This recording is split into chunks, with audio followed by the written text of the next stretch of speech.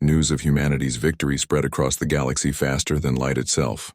Within days, every species under Imperial control had heard the impossible story. A newly discovered civilization had defeated the Third Grand Fleet. The Empire, undefeated for 12,000 years, had been forced to retreat. On a dozen worlds, slaves whispered in secret. On 100 stations, subject species began to hope. And in the Imperial capital, Emperor Zalthun faced something his dynasty had never experienced: internal dissent. "You want peace?" The Emperor roared at his council. "With primitives who destroyed our fleet?" High Diplomat Corvel, an elderly Thalivor who had served 3 emperors, spoke carefully. "Majesty, the humans have proven they cannot be easily conquered. Continued war will be costly. Perhaps negotiation.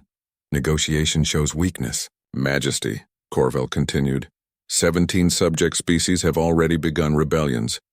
The humans have inspired them. If we continue this war and lose again, the Empire itself may collapse. But if we negotiate from a position of showing wisdom rather than weakness, we can maintain stability." The debate raged for weeks. Military leaders demanded total war. Diplomats argued for peace. Economic advisors showed charts proving that the Empire couldn't sustain multiple rebellions while fighting humanity. The old order was cracking. On Earth, humanity faced its own debates. In conference rooms and government chambers, leaders argued about what came next. Fleet Admiral Seokjin wanted to build more ships, prepare for the next Imperial attack. "They'll be back," he insisted. "Larger, angrier, more prepared. We need to be ready." But Ambassador Jin Yuk, a skilled diplomat who had spent years negotiating between Earth nations, saw a different opportunity. "The Empire is fracturing. We've proven we can fight, but if we only fight, we become just another military power. What if we offered something different? What if we offered alliance to all those species trying to break free?" President Era listened to both arguments carefully. The leader of the United Earth government was a former military officer herself, but she understood that war alone couldn't secure humanity's future. "We do both," she decided. "We continue building our defenses, but we also reach out diplomatically. We show the galaxy that humanity doesn't seek conquest or submission. We seek partnership." Chief Diplomat Yuna was given the nearly impossible task of establishing contact with both the Empire and the rebelling species. It took months of careful work, of messages sent through neutral parties, of secret meetings in remote systems. During this time, humanity continued to change. The First Fleet was rebuilt and expanded. New technologies emerged from combining human innovation with captured Imperial systems. Captain Minho took the Sol on patrol missions, showing the flag and protecting human colonies. Commander Sujin trained new pilots for the growing carrier divisions, and on dozens of worlds that had declared independence from the Empire, human advisors arrived to help. Not conquerors, but teachers. Engineers like the ones who had worked with Sang-hoon shared technology. Medical specialists trained by Hyejin helped establish hospitals. Marines trained by Taejin taught defensive tactics. The Quelven, the first species to ally with humanity, became ambassadors to others. They traveled across free space, telling their story of meeting the Teguk, of human kindness despite being at war.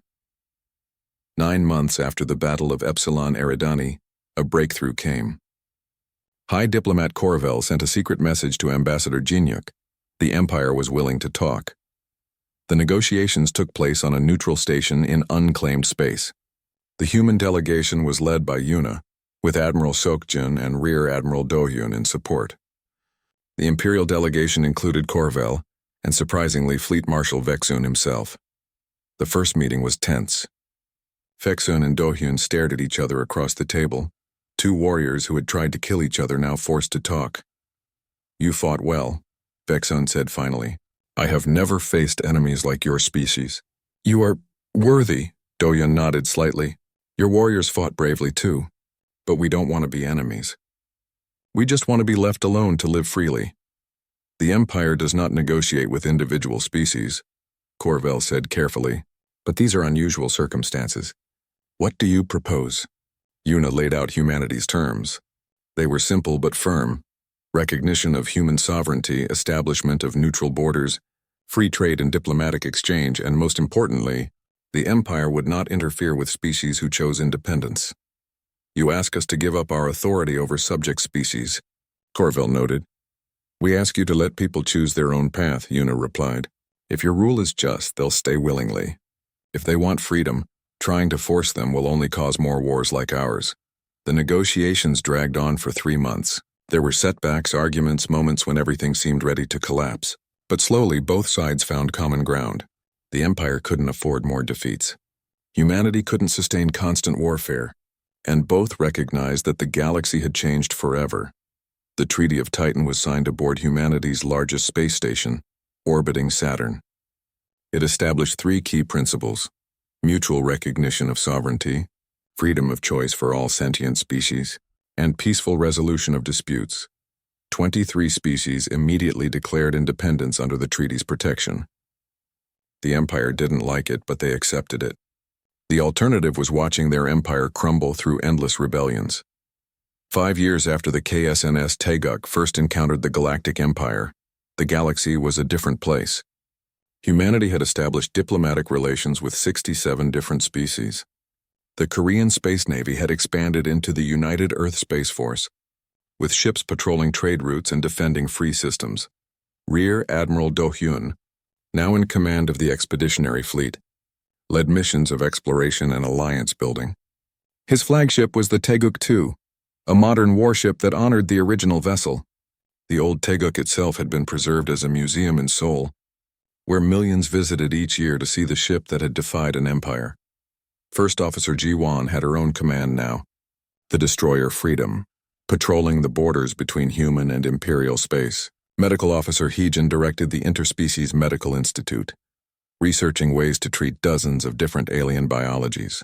Marine Commander Taijin trained the first joint human-alien military unit, teaching tactics that emphasized cooperation over domination. The Galactic Empire still existed, still powerful, but no longer absolute. Emperor Zalthun had grudgingly accepted that the old ways were gone. Some species remained loyal to the Empire by choice, others chose independence. The galaxy had room for both. On Earth, a memorial wall listed the names of all those who died in humanity's first interstellar war.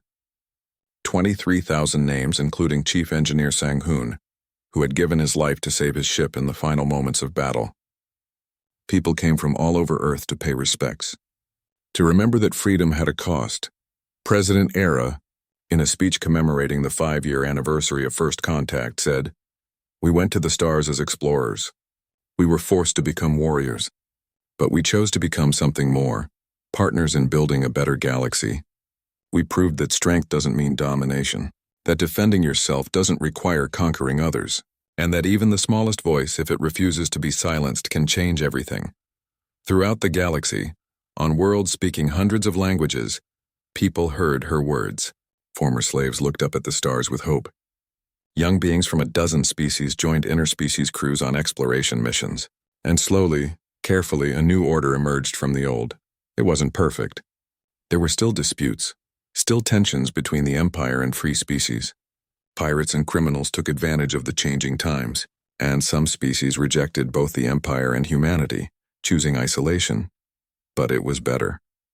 It was a galaxy where choice existed, where a small ship could face overwhelming odds and survive, where different species could work together instead of under the boot of Empire. Do-hyun stood on the bridge of the Taeguk II, looking at the stars and thinking about that first encounter. If he'd surrendered, if he'd shown weakness, everything would be different. Humanity might be slaves now. The rebellions would never have happened. The galaxy would still be under absolute imperial control, but he hadn't surrendered. His crew hadn't surrendered. Earth hadn't surrendered. And because of that choice, because of that defiance, everything had changed. "Captain," his communications officer called, "we're receiving a distress signal from an unknown species. They're under attack by pirates and requesting assistance." Do-hyun smiled. "Set course to intercept. Maximum speed. Let's show them what humanity does when someone asks for help." The Taeguk II jumped to FTL, racing toward another adventure, another chance to make the galaxy a better place. Behind them, across hundreds of systems, millions of beings from countless species lived freer lives because one human captain had looked at overwhelming force and said one simple word: no, and the galaxy had never been the same. The Teguk emerged from quantum space near Epsilon Eridani, one of humanity's oldest colonies, and Do-hyun felt something he hadn't felt in months. Hope. The system was full of ships. Human ships. Hundreds of them arranged in defensive formations that stretched across space like a steel wall. My God, Mireille whispered. They actually did it. Admiral Seokjin's face appeared on the view screen, and the old military officer smiled broadly. Welcome home, Captain Do-hyun. You've been missed. And you've given us quite a lot to prepare for. Do-hyun felt his throat tighten with emotion. His ship was barely spaceworthy, held together by emergency repairs and prayers. His crew had shrunk from 847 to 612. But they'd made it home. They'd bought Earth the time it needed. Admiral, the Third Grand Fleet is following us. 300 Imperial warships led by Fleet Marshal Vexun. They'll be here in less than a week. We know, Seokjin replied calmly. We've been tracking them for 3 days. Let them come. We're ready.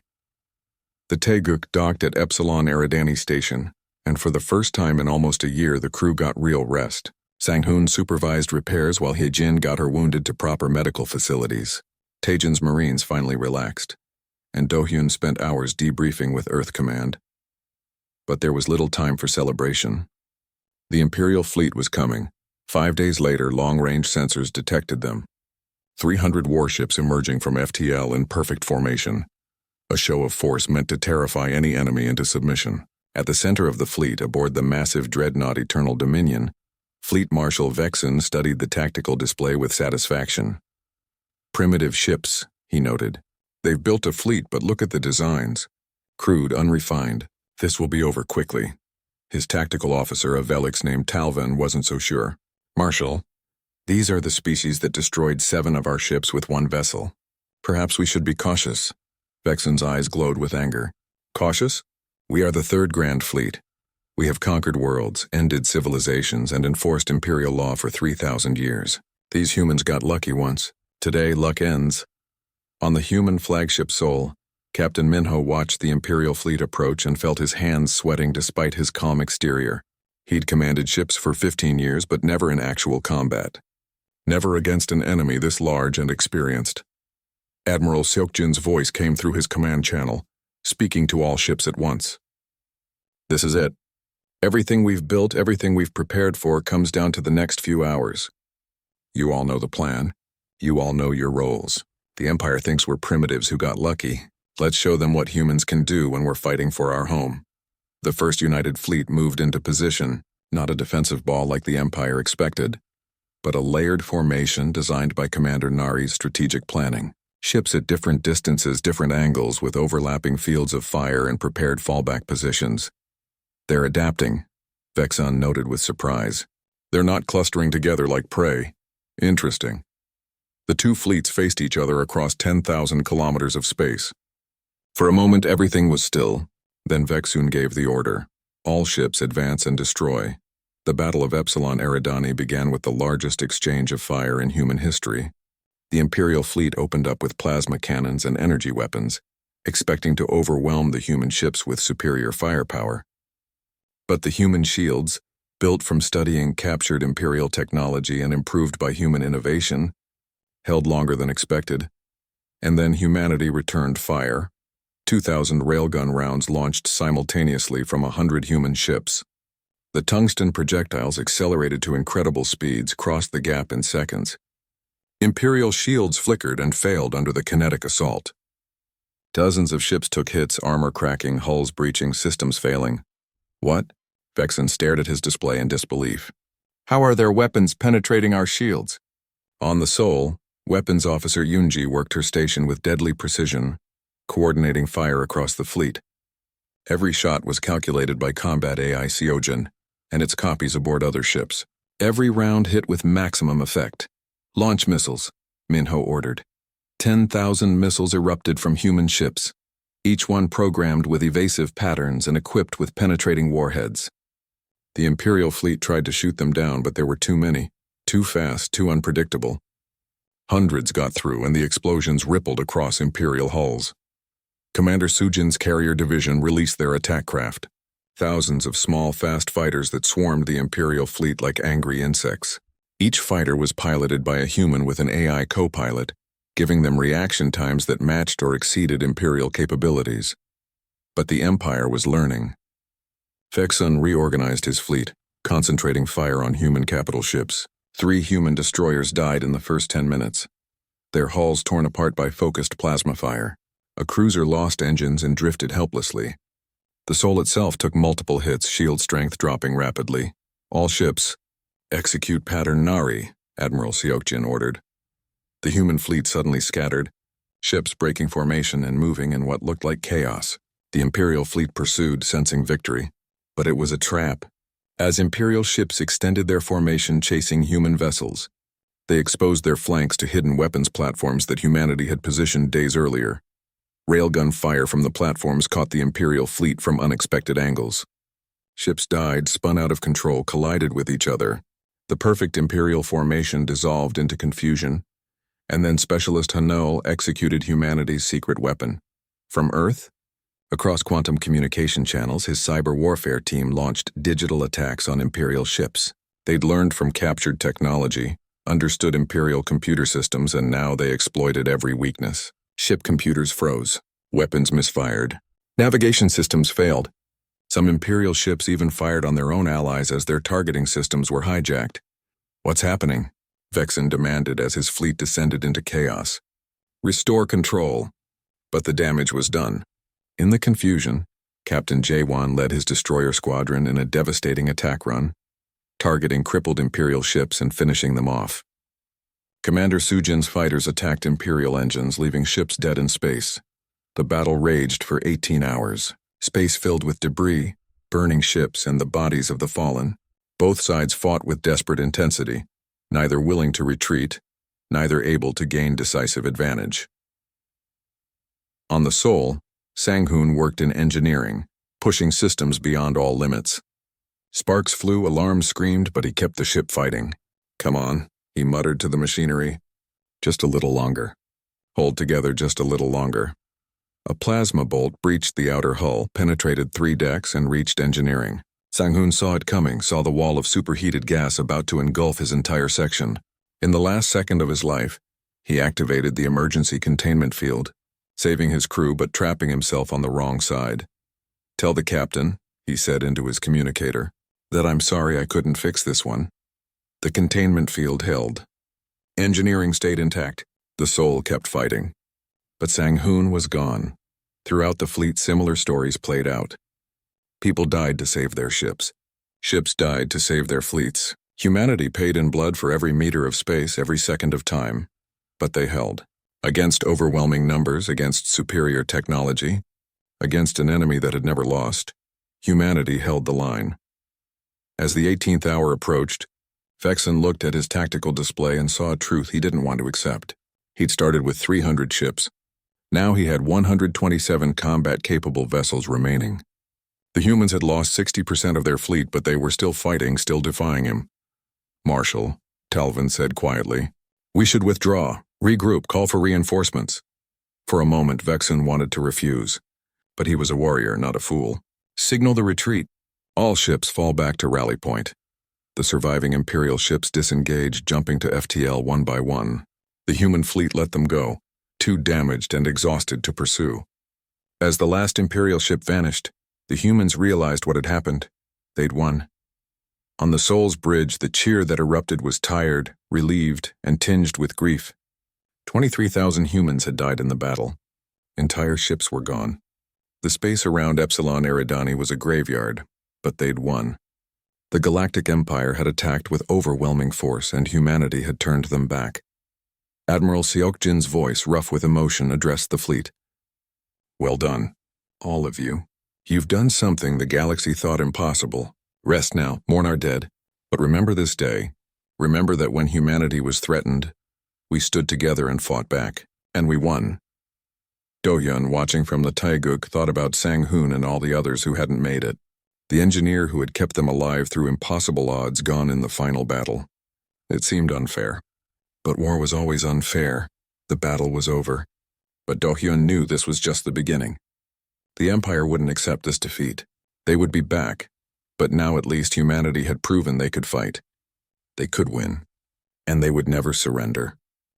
Emperor Zalthun sat on his throne of living crystal, listening to Fleet Admiral Quendar's report with growing fury.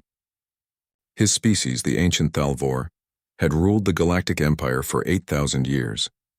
In all that time, no first contact species had ever humiliated them like this. "You lost 7 ships," the Emperor said, his voice dangerously quiet. To one primitive vessel, Quendar bowed low, his shame visible. "Majesty, they fought with weapons and tactics we have never encountered. Their kinetic weapons bypass our shields. Their artificial intelligence operates faster than organic minds. They are innovative."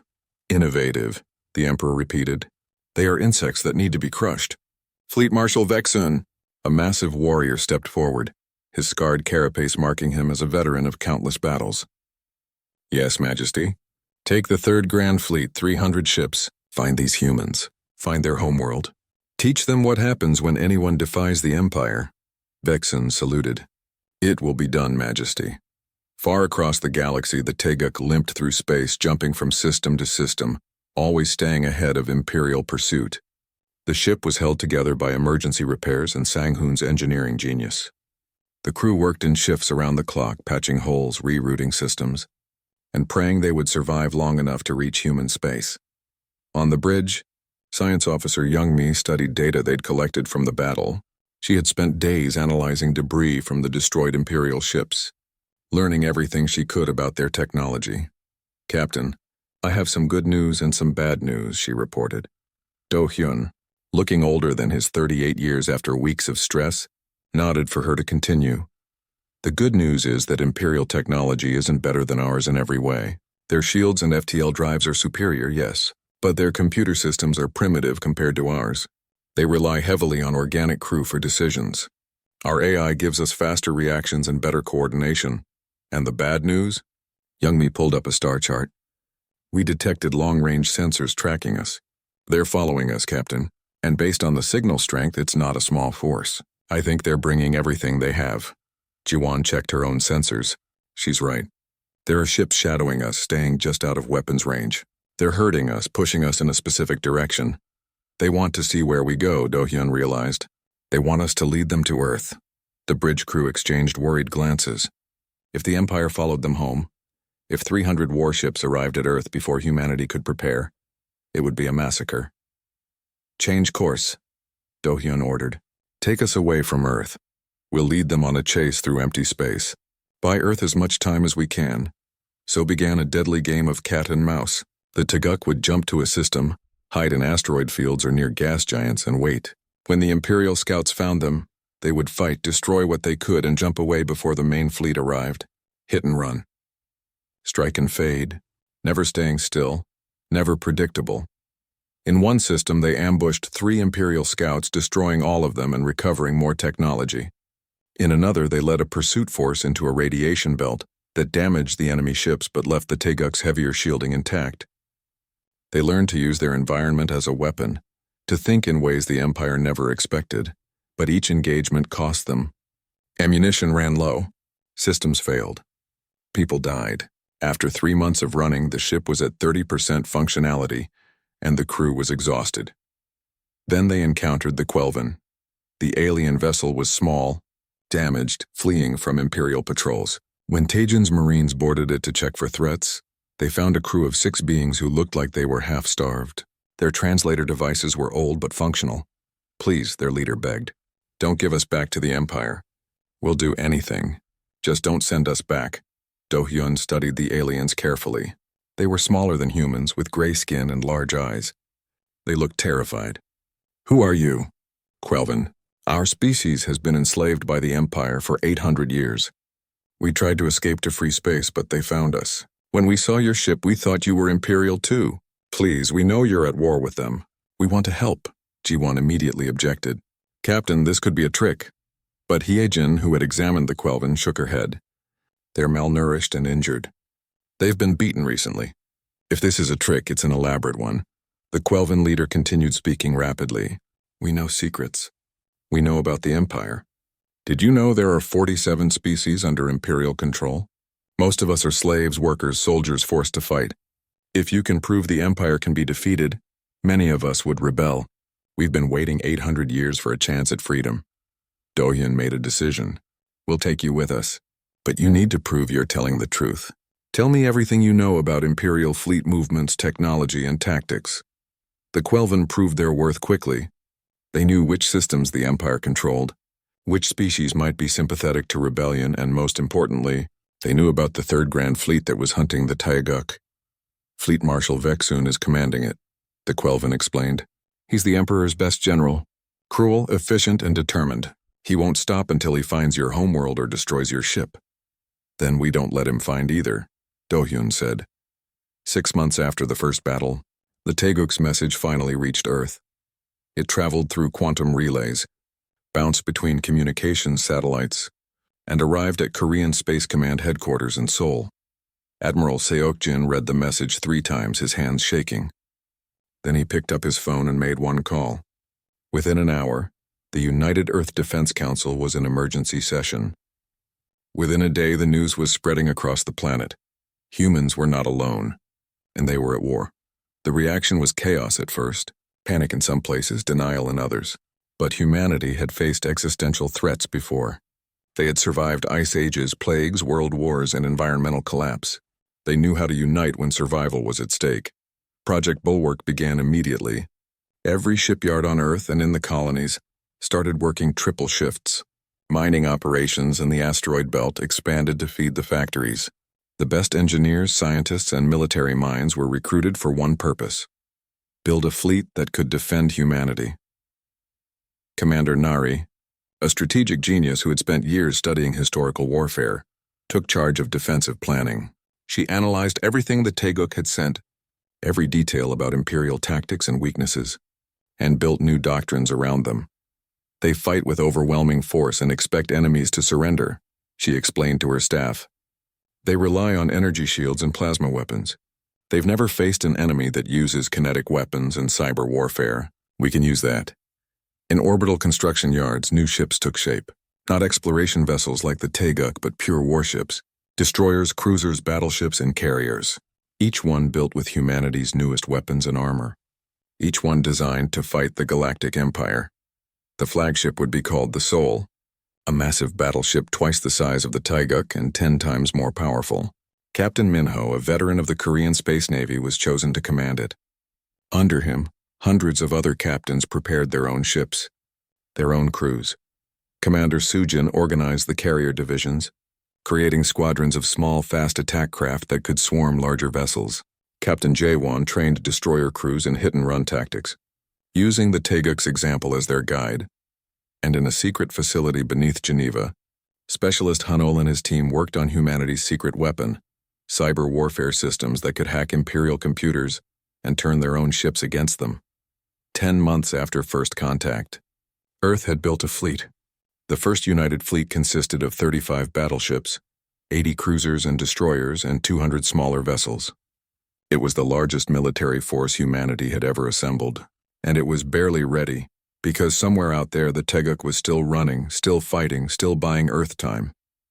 And the Third Grand Fleet was getting closer to finding them.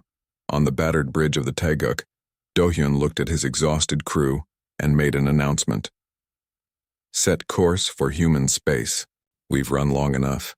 We've given Earth almost a year to prepare. Now it's time to go home and see if it was enough. Because Vexun and his fleet are coming whether we like it or not. At least this way we choose the battlefield. The crew nodded. They were tired of running, tired of fighting alone. They wanted to go home, even if it meant facing 300 Imperial warships, even if it meant the biggest battle humanity had ever fought. The Taeguk turned toward Earth, and behind them, the Third Grand Fleet followed like a predator that had finally cornered its prey. The stage was set. The pieces were in place. The fate of humanity would be decided soon. The alarm screamed through Outpost Velik 7 like nothing Commander Thaxel had heard in his 30 years of service. His 4 eyes focused on the detection screen and his breathing tubes flared with confusion. Something had just entered Imperial space without permission, something that wasn't in any database across the entire Galactic Empire. Run the signature again, Thaxel ordered, his translator device humming softly. The technician, a young Velix female, worked her 6 fingers across the console with practiced speed. Sir, the reading is confirmed. Unknown vessel, unknown propulsion system, unknown origin. The ship is small by our standards, maybe 800 crew at most. But sir, it's heading straight into Imperial territory like it owns the space. Thaxel felt his skin plates shift nervously. In 12,000 years, the Galactic Empire had mapped every civilization, every species, every ship design in known space.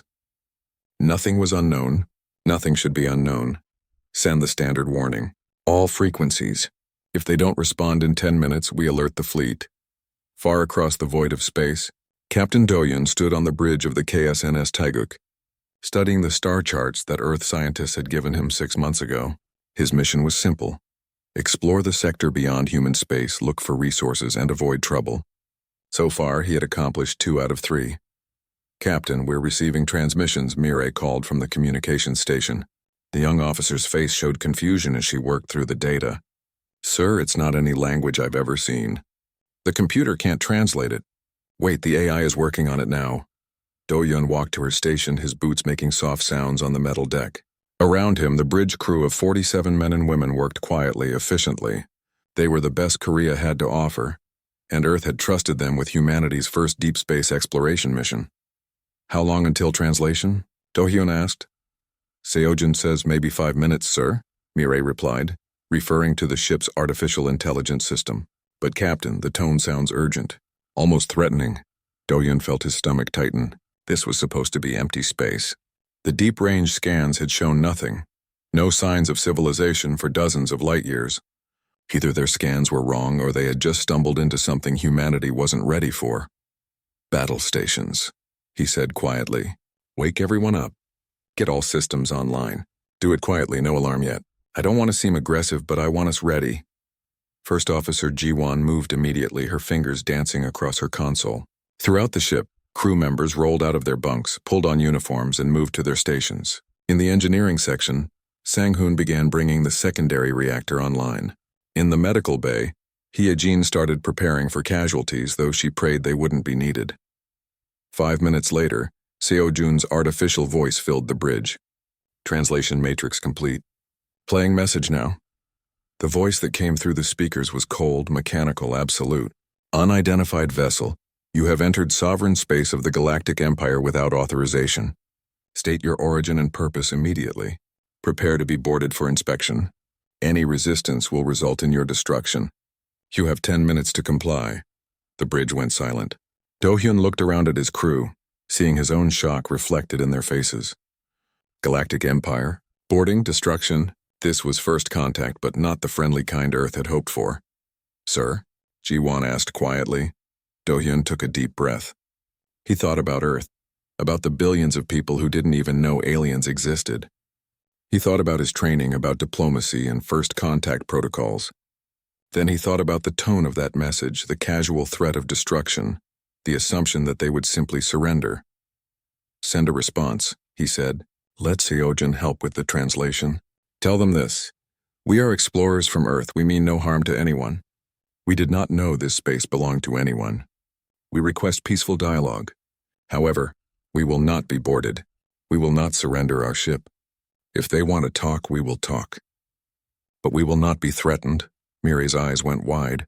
Sir, they said they would destroy us. They said they would destroy us if we resisted boarding. Do-Hyun corrected. We're not resisting anything. We're declining a demand. There's a difference. Send the message. The message transmitted across the void. On Outpost Valek 7, Commander Thaxel read it 3 times, certain the translation was wrong. No species defied an imperial order. No first contact civilization had ever refused to comply. It was impossible. It was unthinkable. Alert Fleet Admiral Quendar, he ordered. Tell him we have a situation. Back on the Taeguk, Do-Hyun called his senior staff to the conference room. Ji-won arrived first, followed by Sang-hoon, Hye-jin, and Marine Commander Taijin. The 5 of them sat around the small table, and Do-Hyun laid out the situation. They'll send ships, Taejun said immediately. The Marine Commander was a practical man, built like a wall and twice as tough. They'll send enough ships to make us comply. We're one vessel. They probably have thousands. Can we run? Hye-jin asked. The medical officer was brilliant but preferred healing to fighting. Sang-hoon shook his head. Our quantum slip drive needs 40 minutes to charge from cold. We used it 3 hours ago to get here. If we run now, we'll be slow and they'll catch us easily. So we fight? Jiwon asked. We defend, Do-hyun corrected. There's a difference. We're not starting a war, but we're not surrendering humanity's first starship to aliens who threaten us. Sang-hoon, what are our weapons? The engineer pulled up a holographic display. 4 railgun batteries, 32 missile tubes, point defense lasers, and 800 autonomous combat drones. Plus our armor and shields. We were built for exploration, sir, but Earth made sure we could defend ourselves. Against 1 ship, we'd do fine, Taejin added. Against 10, maybe. Against more. He shrugged. Do-hyun stood and looked at each of them. I'm not asking you to vote. As captain, this is my decision. But I want you to know why I'm making it. Earth sent us out here to learn about the universe, to see if we're alone. Well, we just learned we're not alone. We also learned that the first aliens we met think they can bully us. If we surrender now, if we show weakness, what happens when they reach Earth? Do they demand Earth surrender too? Do they demand humanity bow down to this empire? The room was quiet. Then Jiwon spoke. What are your orders, Captain? We stay, we try to talk. But if they attack, we show them that humans don't surrender. We show them that threatening us was a mistake. Maybe we lose. Probably we lose. But we make damn sure they remember that they met humanity. One by one, his officers nodded. 3 hours later, Fleet Admiral Quendar arrived with 20 warships. The Imperial fleet emerged from faster-than-light travel in a perfect formation, surrounding the small human vessel. Quendar looked at the primitive ship on his view screen and laughed. 1 ship, he said to his bridge crew. They defied the Empire with 1 ship. This will be educational for them. Charge weapons, give them 1 final chance to surrender. When they refuse, destroy them quickly. Make it a lesson for any others who might be foolish. But in the debris field near the Magnetar, Captain Do-hyun had spent those 3 hours preparing. He'd studied the area, calculated angles, positioned his ship perfectly. He'd loaded every weapon, launched every drone, and prepared every trick humanity had learned in its centuries of warfare. When the Imperial ultimatum came, his response was simple. No. The battle began and the galaxy would never be the same. The first Imperial ship died in 7 seconds. Its shields, designed to deflect energy weapons and plasma bolts, meant nothing against a tungsten rod traveling at 3% of light speed. The railgun round punched through the shield like it wasn't there, through the hull like paper and out the other side. The ship simply broke apart, its reactor containment failing in a bright flash. On the bridge of the Taeguk, Weapons Officer Yoonji watched her targeting display with cold satisfaction. Direct hit. Target destroyed. Tracking 18 more hostiles. Fleet Admiral Quendar stared at his screen in disbelief. One of his ships was just gone. These primitives had destroyed an Imperial warship. Impossible. All ships, evasive maneuvers. Return fire! But Do-hyun had chosen his battlefield carefully. The Magnetar's powerful magnetic field disrupted the Imperial sensors, making their targeting systems struggle. The debris field provided cover and confusion. And the Taeguk had been preparing for this fight while the Imperial fleet had expected easy prey. Launch drones. Do-hyun ordered calmly. 800 autonomous combat drones erupted from the Taeguk's launch bays like angry wasps. Each one was small, fast, and equipped with explosives. They swarmed toward the Imperial fleet, their AI-guided systems making them nearly impossible to predict.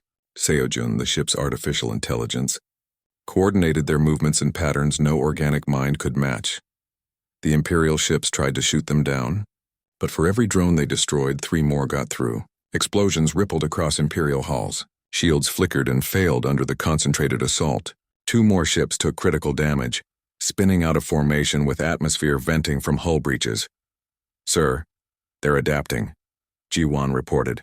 They're forming a defensive sphere overlapping their fire. The drones are taking heavy losses now. Switch to missiles, Do-hyun ordered.